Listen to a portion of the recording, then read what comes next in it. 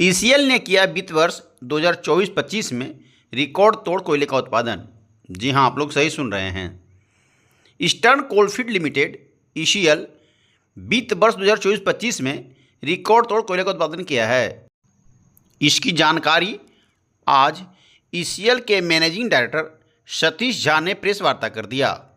उन्होंने बताया कि वित्तीय वर्ष 2024-25 में ईसीएल ने 52.035 मिलियन टन कोयला का उत्पादन करके नया रिकॉर्ड कायम किया है। कहा कि इससे पहले ईसीएल का पुराना रिकॉर्ड 2019-20 में था, जो कि 50.40 मिलियन टन था, जिसे कि वित्तीय वर्ष में हम लोगों ने इसे पार करते हुए नया रिकॉर्ड बनाए हैं। एमडी ने बताया कि इस वित्तीय वर्ष 2025-26 में ईसीएल को 59 मिलियन टन लक्ष्य दिया गया है। उन्होंने यह भी बताया कि ग्रोथ के क्षेत्र में ईसीएल 9.4% के साथ एक नंबर पर बना हुआ है। बताया कि पिछले वित्तीय वर्ष में ईसीएल ने 91.73% डिस्पैच किया था। पत्रकारों को जानकारी देते हुए एमडी ने बताया कि एक दिन के कोयले के रिकॉर्ड उत्पादन की बात करें तो 28 मार्च 2025 को एक दिन में सबसे ज़्यादा उत्पादन 2.88 लाख टन हुआ है, जो कि रिकॉर्ड है। हालांकि उन्होंने यह भी कहा कि ईसीएल प्रोग्रेसिव लॉस में है। उन्होंने जानकारी दिया कि ईसीएल को प्रतिदिन एवरेज 32 रैक चाहिए ताकि डिस्पैच सही समय पूरा हो जाएगा। उन्होंने यह भी कहा कि झांझरा परियोजना में इको पार्क बनाया गया है, जो कि ईसीएल का एक नया ड्रीम प्रोजेक्ट है। एमडी ने जानकारी देते हुए कहा कि सीएसआर मद में पिछले वर्ष 4.5 करोड़ रुपये विभिन्न योजनाओं में खर्च किए गए हैं। क्षेत्र की खबरों से अपडेट रहना चाहते हैं तो आप मेरे चैनल को जरूर सब्सक्राइब करें ताकि हर खबर आप तक पहुंच सके। प्रेस कॉन्फ्रेंस के दौरान ईसीएल के एमडी क्या कुछ बोल रहे हैं, उनका पूरा अनकट बयान जरूर सुनिए। हमारे नव आगंतुक निर्देशक मंडल के साथी निर्देशक तकनीकी योजना एवं परियोजना श्री गिरीश नायक सर, आपके सवालों के लिए यहाँ उपस्थित है। मैं प्रथम दृष्टया अपने उद्बोधन से आप लोगों को परिचित करा दूँ। उसके बाद जो कमी रह जाएगी हमारे संदेश में, उसे आप फिर अपने प्रश्नों से पूरा कर लें। 24-25 में कोयला उत्पादन का लक्ष्य ईसीएल को 54 मिलियन टन मिला था। हमारी दो परियोजनाएं झांझरा और एक मोहनपुर ओपन कास्ट जो सरानपुर क्षेत्र में है, उसमें भारी कमी आई। झांझरा में नॉर्मल मशीनों का शिफ्टिंग एक पैनल से दूसरे में क्रमबद्ध तरीके से नहीं हो पाया और अभी फरवरी के माह में जाकर के वो चालू हो पाया। तो वहाँ से करीब 2 मिलियन टन की क्षति हुई और मोहनपुर ओपन कास्ट जहाँ हमारा एक कॉन्ट्रैक्ट फेल कर गया, वहाँ से 2 मिलियन टन का क्षति हुआ। कुल क्षति 4 मिलियन टन हुई और इस दौरान हमारे प्रबंधकीय टीम और सारे कामगारों की मेहनत से 4 मिलियन टन की कमी को तो पूरा नहीं कर पाए, लेकिन 2 मिलियन टन की कमी को अन्य खदानों से प्रयास करके उसको पूरा किया गया और अंततः ईसीएल 52.03 मिलियन टन पर अपने वार्षिक कोयला उत्पादन तक पहुंच पाई, जो कि वार्षिक लक्ष्य का 96.35% है। अगर आप कोल इंडिया के बाकी सब्सिडियों का तुलना करें तो उसमें चौथे नंबर पे आते हैं। 7 सब्सिडी जो कोयला उत्पादन करती है, तो उसमें हम चौथे नंबर पे आते हैं। आप लोगों को ज्ञात होगा महानदी प्रथम स्थान पे है, WCL और NCL तीनों करीब करीब 100% पे ही बिंदु डेसिमल में आगे पीछे है और हम 96.35 पे। लेकिन जहाँ तक ग्रोथ का सवाल है, पिछले वर्ष की तुलना में जहाँ ग्रोथ की बात आती है तो वहाँ ECL एक नंबर पे है 9.4% के ग्रोथ के साथ है और द्वितीय स्थान पे महानदी कोलफील्ड है 9.26 पे। ये रहा कोयला उत्पादन का। डिस्पैच, कोयले का प्रेषण, ज्यादातर कोयला हमारा रेलवे के माध्यम से निकलता है। सेकेंड हमारा आता है MGR, जो कि मूलतः राजमहल क्षेत्र में है, जो डेडिकेटेड रेलवे ट्रैक सिस्टम होता है, मेरी गो राउंड, फरक्का और कहलगांव थर्मल पावर हाउस से ये लिंक्ड है। और तीसरा है रोड डिस्पैच, जो ऑक्शन के माध्यम से हम लोग कोयला डिस्पैच करते हैं। इसमें हम लोगों ने 91.73 लक्ष्य था, 54 मिलियन जितना उत्पादन करना था उतना डिस्पैच करना था, लेकिन कर पाए 49.53 मिलियन टन, जो कि लक्ष्य का करीब 91.73% होता है। और इसमें भी हम तृतीय स्थान पे हैं। पास जो ECL पर निर्भर है, जो थर्मल पावर प्लांट्स, उनके पास भी पर्याप्त कोयले का भंडार है। और कोल इंडिया के पास भी 31 मार्च तक 106 मिलियन टन का स्टॉक है। अब इसमें बात यह रहती है कि आप लोग भी देखेंगे, मार्च खत्म होता है, अप्रैल मई जून गर्मी बढ़ती है तेज गति से, और स्वाभाविक है कि आपको कोयले में आग लगना शुरू हो जाता है, हीटिंग शुरू होती है। तो इस पे भी उच्च स्तरीय पे विचार हो रहा है कि क्या किया जाए। उत्पादन भी करना है, ज़्यादा स्टॉक है, डिस्पैच नहीं हो रहा है, फिर वो कोयला जलने लगता है। तो ये मुख्य बिंदु डिस्पैच का है। और हीटिंग होने से हमारा कोल क्वालिटी भी खराब होता है। तो जो परिस्थिति ECL में है, वही परिस्थिति करीब करीब सभी सब्सिडी कंपनी के पास है। इसके अलावा जो हर कंपनी में जनवरी फरवरी मार्च, जब टोटल कास्ट माइंस के लिए आपका मौसम बहुत अनुकूल होता है, सभी जगह सभी कामगार काफ़ी जोर लगाते हैं। जहाँ जो लक्ष्य से पिछड़ जाता है वो भी प्रयास करता है कि मैं अपने लक्ष्य को प्राप्त कर लूँ। और जनवरी फरवरी मार्च ऐसा महीना रहता है जहाँ आप लक्ष्य को प्राप्त करने के लिए सारी चीज़ें बहुत अनुकूल रहती हैं। उसी के दौरान 3 महत्वपूर्ण माइलस्टोन या रिकॉर्ड ECL ने भी इस वर्ष क्रिएट किया, जहां हम आज बात कर रहे हैं कि रेक नहीं मिल रहा है।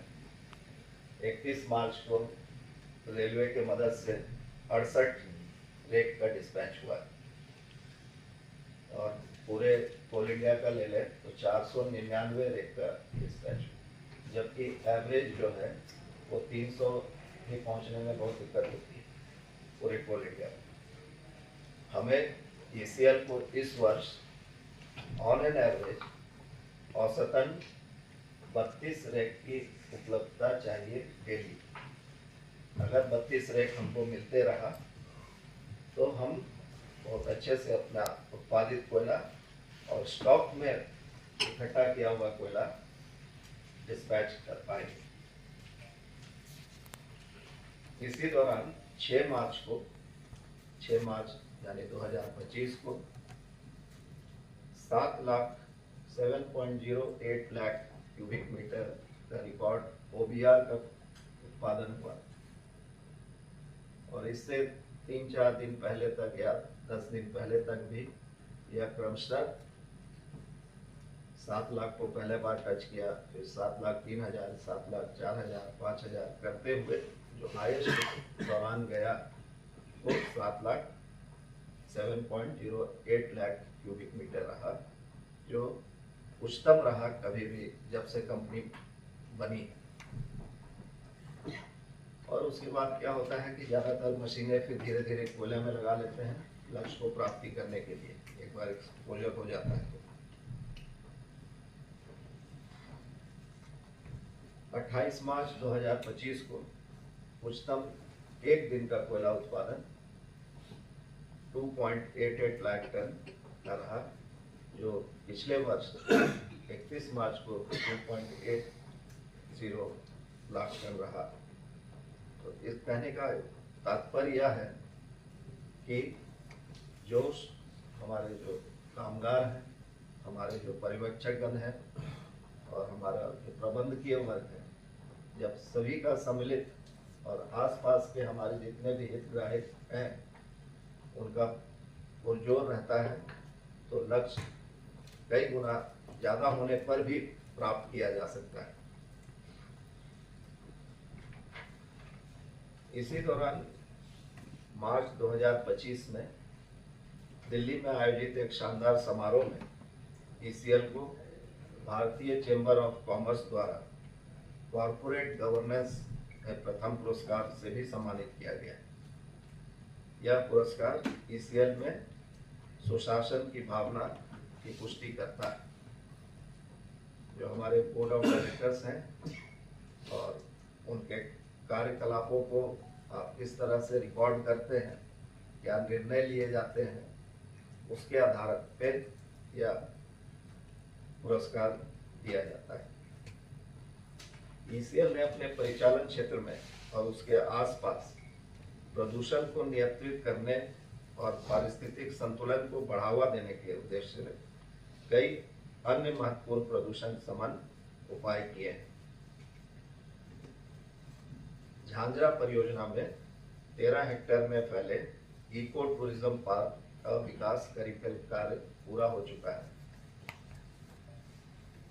कोल मिनिस्ट्री का कहना है कि जो आपका अनयूज्ड लैंड है, सबसाइडेड लैंड है, एक्सकेवेटेड लैंड है, अबैंडन्ड लैंड है, ज़्यादातर हम अपने फिजिकल पैरामीटर्स, कोयला उत्पादन, ओवरबर्डन, डिस्पैच कर पाते हैं और करीब करीब अच्छे रूप से कर पाते हैं।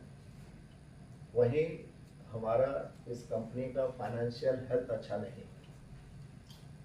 अभी तक हम इसके बारे में अगर आपका सवाल आएगा हमारे डीएफ साहब उसका उत्तर देंगे, लेकिन पिछले 2 वर्षों में जरूर हम प्रॉफिट में रहे हैं, लेकिन कंपनी अभी भी प्रोग्रेसिव लॉस में है।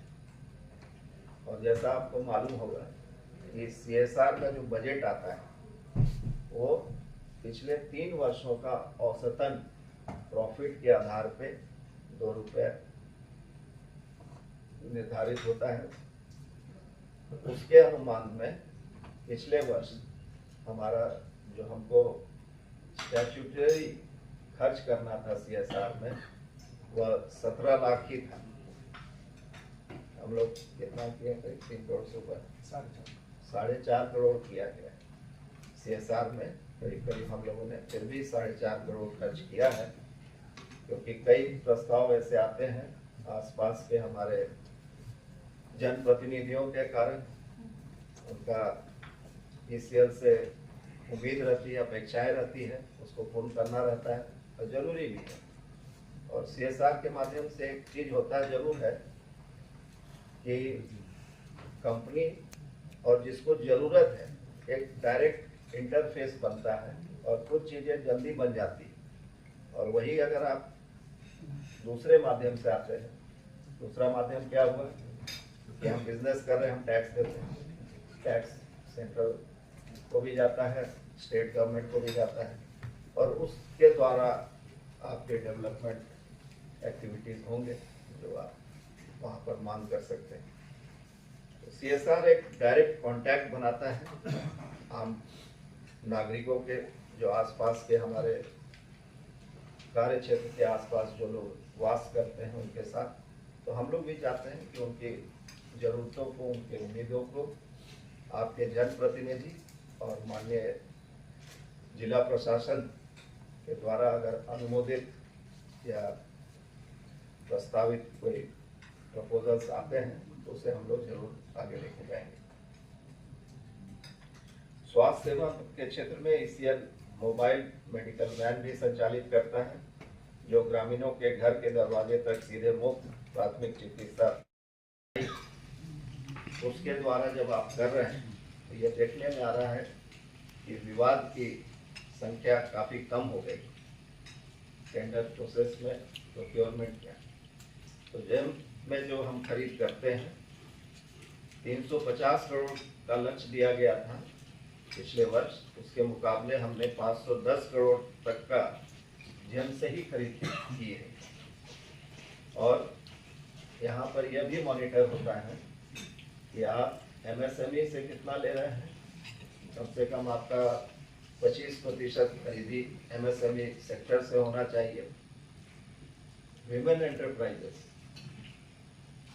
उसमें भी करीब करीब 4% होना चाहिए।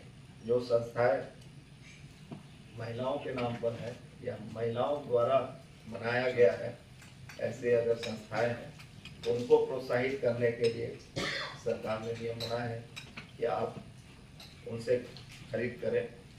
और SC/ST के MSME है तो उनसे खरीद करें। तो महिलाओं का भी 4% की आंकड़े को हम लोगों ने हासिल किया है। हाँ, SC/ST के क्षेत्र में हम नहीं कर पाए हैं क्योंकि उनके द्वारा गठित कोई संस्था इसमें हमारे में पार्टिसिपेट नहीं कर पा रही है, कम है। और इस पर भी बराबर हर क्षेत्र में मैंने खाली ECL ही नहीं कर पाया, कहीं नहीं हो पा रहा। तो इसमें हम लोगों को भी और सरकार को भी ध्यान देने का है कि अगर ये प्रावधान है और ऐसे कोई वेंडर हैं जो SC/ST के आधार पे अपने आप को गठित करके रजिस्टर हुए हैं तो उनको हम लोग प्रमोट करें सक्रिय रूप से।